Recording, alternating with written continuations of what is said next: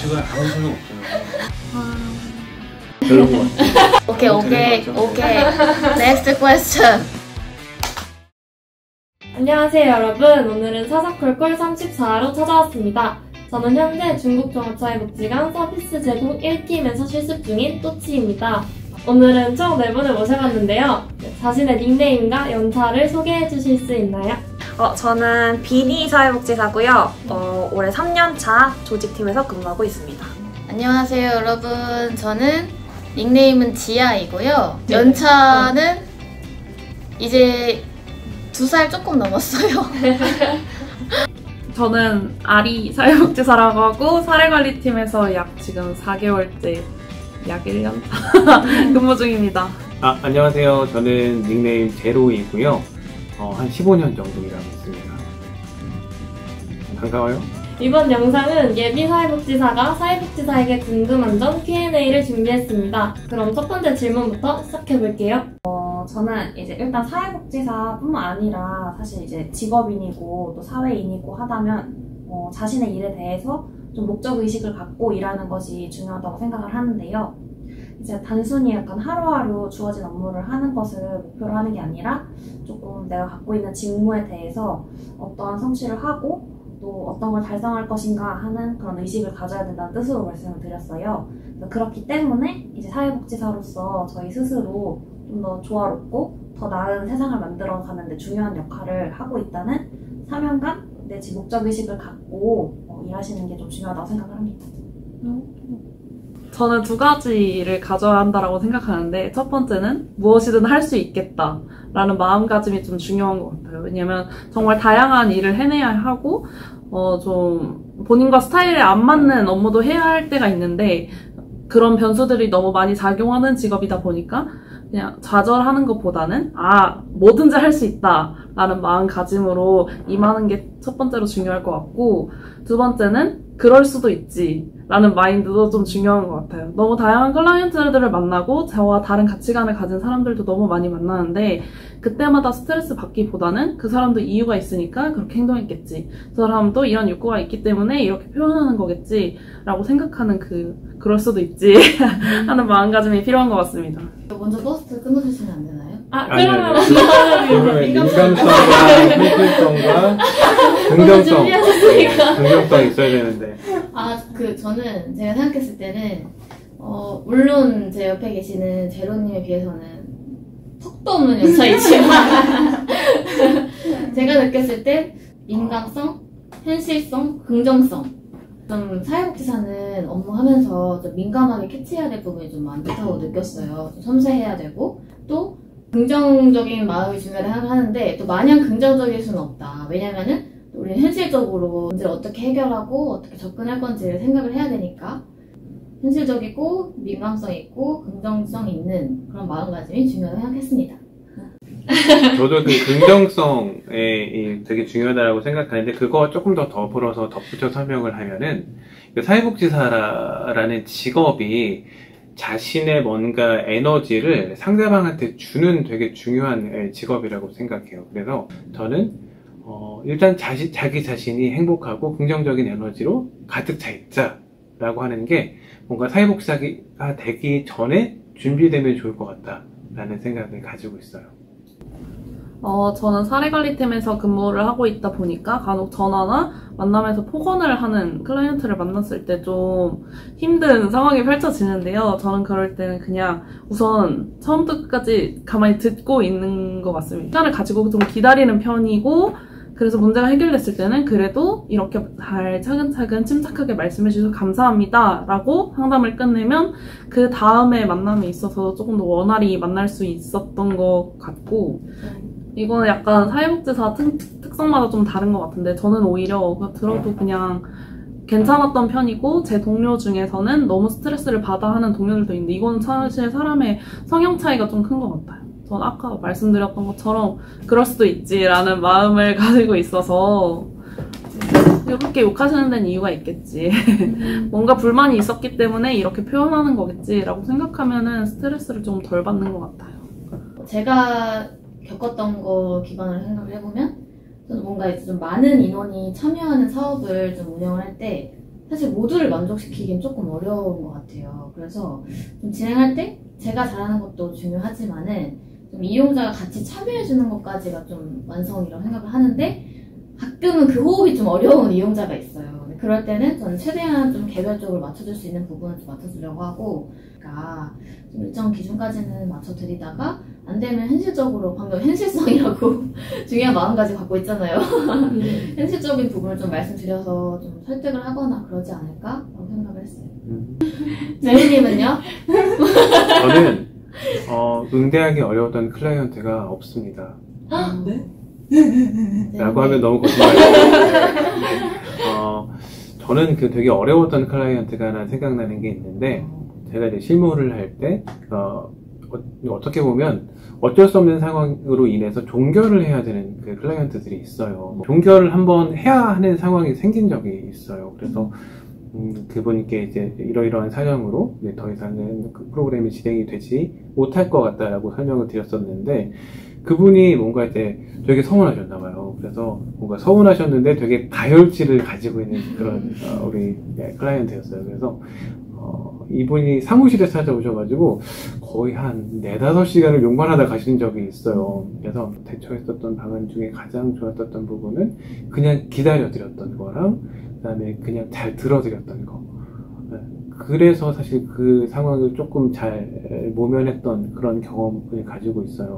네, 흔들렸는데 나도 성찰을 해야 되지만 사실 내 안에 좋은 기운을 가지고 있어야지 뭐 이런 것들 조금 다잡아갈 수 있다라고 생각을 했던 것 같아요.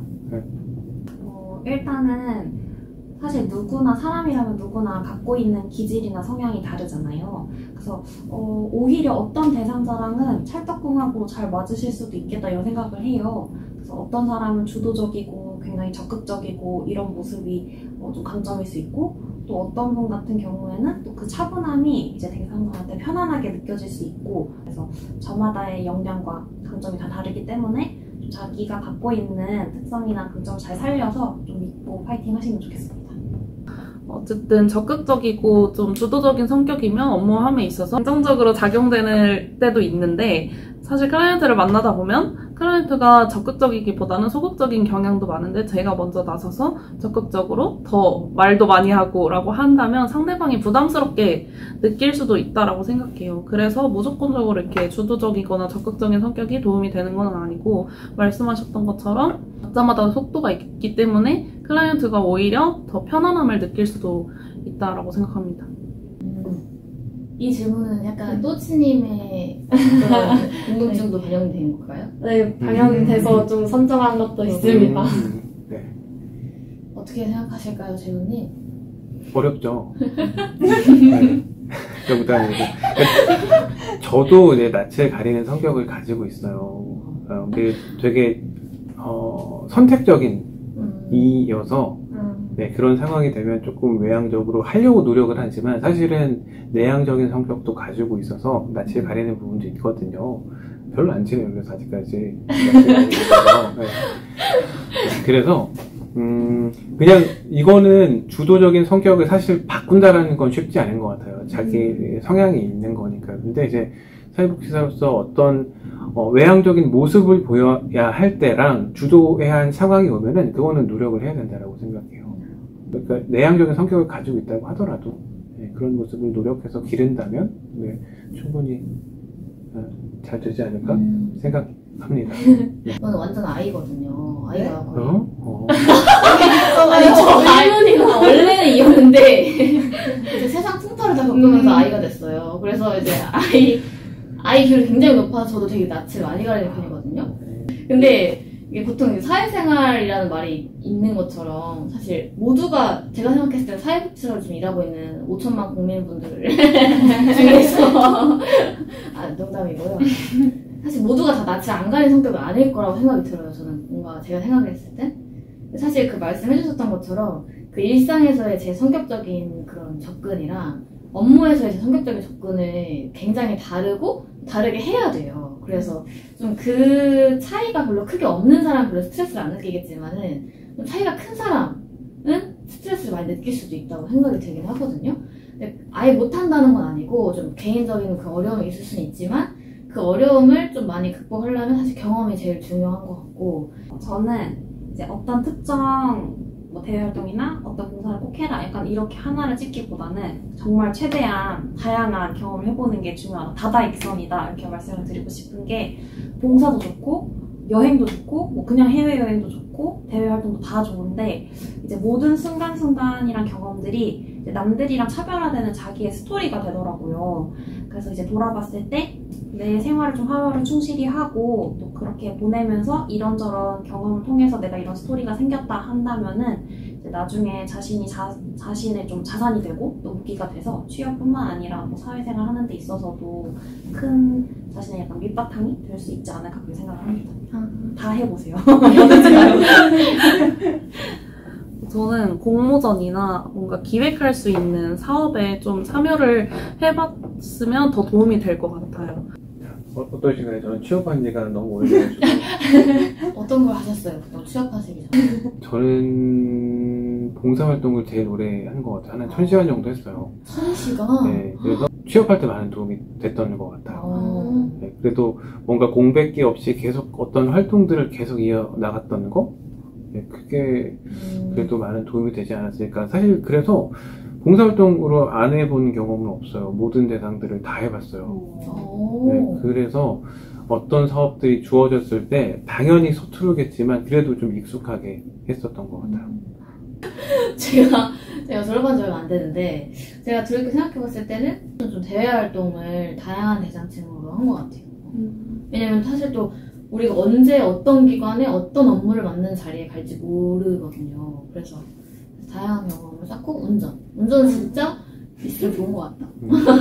연습도. 이게 다양한 경험을 해보는 건 되게 좋은 것 같아요. 그러니까 여행지에서도 사실 되게 새로운 경험들을 많이 하잖아요. 뭐 그런 것들은 그러니까 뭔가 내가 스펙을 쌓는 것도 있지만 그냥 나의 그 소양을 쌓는 그런 부분에서는 되게 좋다라고 생각해요. 여행에 많이 가십시오.